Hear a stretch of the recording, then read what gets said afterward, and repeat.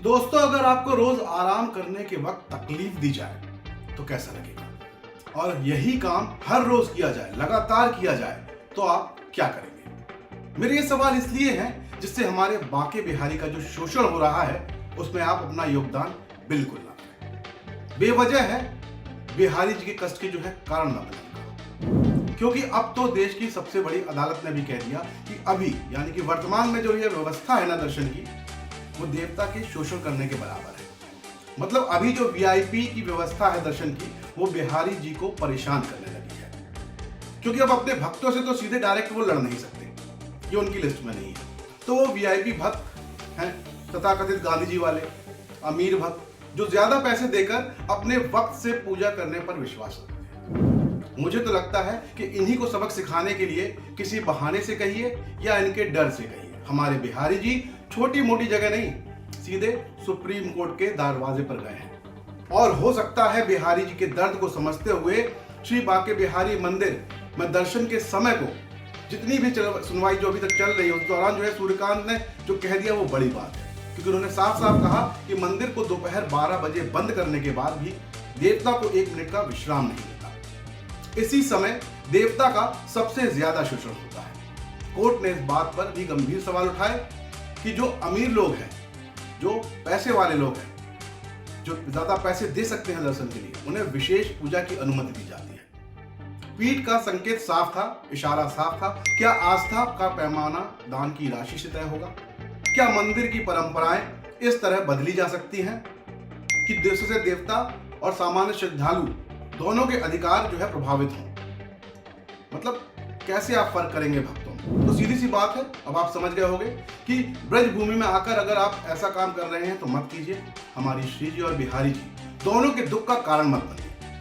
आपको ऐश्वर्य, धन, संपदा इसलिए नहीं दी गई कि आप उससे भगवान को ही खरीदने की कोशिश करें। कभी देखा है आपने हमारे ब्रज में मंदिरों में जो भीड़ होती है, खासकर बांके बिहारी मंदिर में? कौन है ये लोग? एक दूसरे के ऊपर चढ़ जाते हैं। कहां से आते हैं?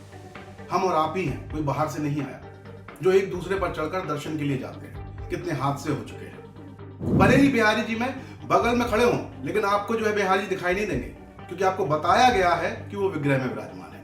लेकिन ऐसा नहीं है। मेरे ठाकुर जी, हमारी श्री जी ब्रज के कण कण में है। आप जहां भी उन्हें अपने भाव से देखेंगे वहीं आपको वो मिलेगा।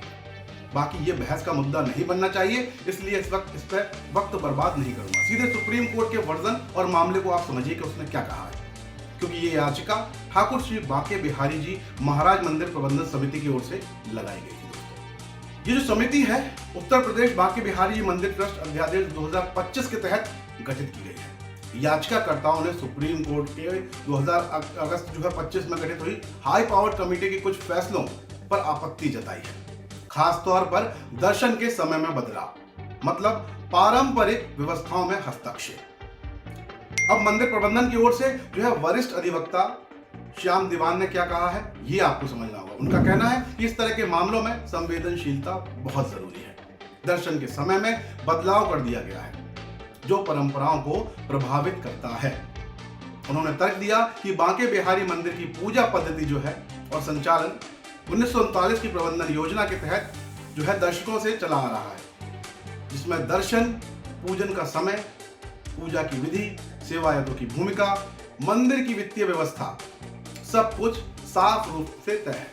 वहीं उत्तर प्रदेश श्री बांके बिहारी जी मंदिर ट्रस्ट अध्यादेश 2025 के जरिए राज्य सरकार मंदिर की जो व्यवस्था को सरकारी नियंत्रण वाले ट्रस्ट के अधीन लाना चाहती है।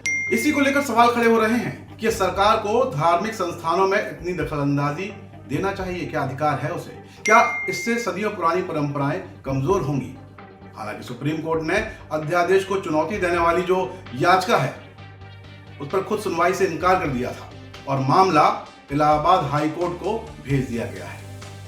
दूसरी तरफ इसी साल अगस्त में सुप्रीम कोर्ट ने बांके बिहारी मंदिर में रोज जो है कामकाज की जो व्यवस्था है, देख रेख की जो व्यवस्था है, उसके लिए एक हाई पावर्ड कमेटी की जो है गठन किया था, व्यवस्था बनाई गई थी। इलाहाबाद हाई कोर्ट के पूर्व जस्टिस अशोक कुमार की अध्यक्षता में इस हाई पावर्ड कमेटी को साफ पीने के पानी, वॉशरूम जो है, शेल्टर होम है, भक्तों की जो भीड़ है उसके लिए अलग अलग रास्ते कैसे तय होंगे और कमजोर भक्तों के लिए क्या विशेष सुविधाएं हैं, ये सब चीजें चीजों की जिम्मेदारी सौंपी गई थी। साथ ही इसे मंदिर और इसके आसपास के जो इलाके हैं वहां के विकास की योजना बनाने का भी एक ड्राफ्ट तैयार करने का अधिकार दिया गया था, जिसमें जरूरत पड़ने पर जो है जमीन अधिग्रहण भी की जा सकती है, ये भी शामिल था। सुनवाई जब हुई इस मामले में जनवरी के पहले हफ्ते में अब होनी है, तो देखिए क्या होता है, क्या फैसला आता है। फिलहाल तो आप इतना ध्यान रखिए कि हमको अपने बांके बिहारी का शोषण नहीं करना है। हमको ध्यान रखना है कि वो ब्रज के हर कण कण में विराजमान है। कभी दर्शन से चूक भी जाए तो चिंता मत करिए, बिहारी जी खुद आपसे आकर मिलेंगे। बिहारी जी ऐसे अपने भक्तों को छोड़ते नहीं हैं, इसलिए बस राधे राधे कहिए और ब्रज में हमारे रहिए। श्री राधे। देश के राष्ट्रपिता महात्मा गांधी ने कहा था कि असली भारत हमारे गांव में है। हमारी पूरी टीम की यही कोशिश है कि गांव के हर रंग को हम आप तक पहुंचा सकें।